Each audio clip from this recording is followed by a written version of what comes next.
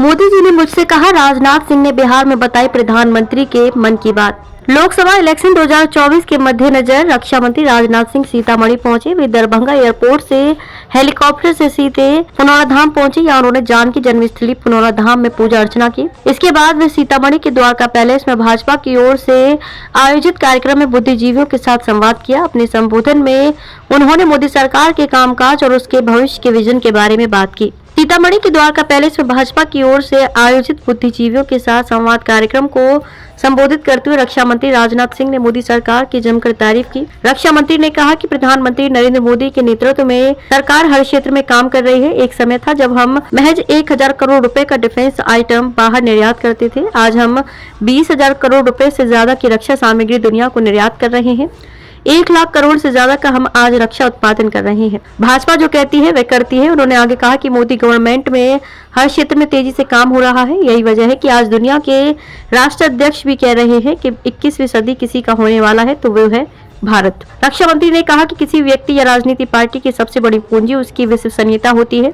चुनाव के दौरान नेता और उनकी पार्टियां कहती कुछ है और करती कुछ और है, परंतु भाजपा जो कहती है वो करती है। मोदी जी ने मुझसे कहा कि घोषणा पत्र में वही बातें। रक्षा मंत्री ने कहा कि वर्ष 2014 में मैं पार्टी का राष्ट्रीय अध्यक्ष था। नरेंद्र मोदी प्रधानमंत्री पद के उम्मीदवार थे। घोषणा पत्र जब बनाया जा रहा था तो मोदी जी ने मुझसे कहा कि घोषणा पत्र में वही बातें शामिल करें जिसे पूरा कर सके। 2019 में मैं गृह मंत्री था। रक्षा मंत्री सिंह ने आगे कहा कि प्रधानमंत्री ने मुझे ही घोषणा पत्र बनवाने की जिम्मेदारी सौंपी। घोषणा पत्र में हमने कहा था कि संसद के दोनों सदनों में जब हमारा पूर्ण बहुमत होगा तो जम्मू कश्मीर से धारा 370 को समाप्त करेंगे। हमने उसे समाप्त कर दिया, चाहे हिंदू हो या मुसलमान। राजनाथ सिंह ने कहा कि चाहे हिंदू हो या मुसलमान, सबकी माँ बहनें हमारी भी माँ बहनें हैं। उन पर 3 तलाक थोपा गया था। मोदी सरकार ने उसे समाप्त कर माँ बहनों को आजादी दी। नागरिकता कानून को हमने संसद से पास कराया।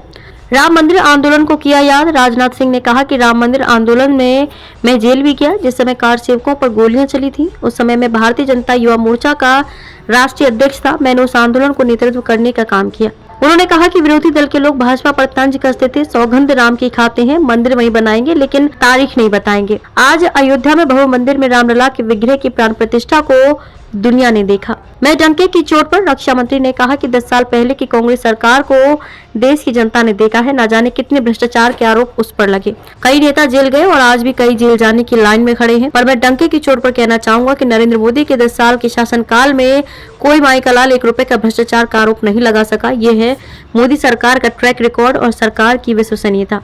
पुनौरा धाम में की गई पूजा अर्चना। संवाद कार्यक्रम को पूर्व मंत्री मंगल पांडे और शिवहर सांसद रमा देवी ने भी संबोधित किया। इससे पूर्व रक्षा मंत्री पुनौरा धाम मंदिर पहुंचकर जानकी जन्मस्थल पर पहुंचकर मंदिर में माता सीता की विधि विधान से पूजा अर्चना की। उन्होंने सीता कुंड की आरती भी की। सीतामढ़ी में कमल खिलना स्वाभाविक। पूजा अर्चना के बाद मीडिया कर्मियों से बात करते हुए कहा कि सीतामढ़ी में भी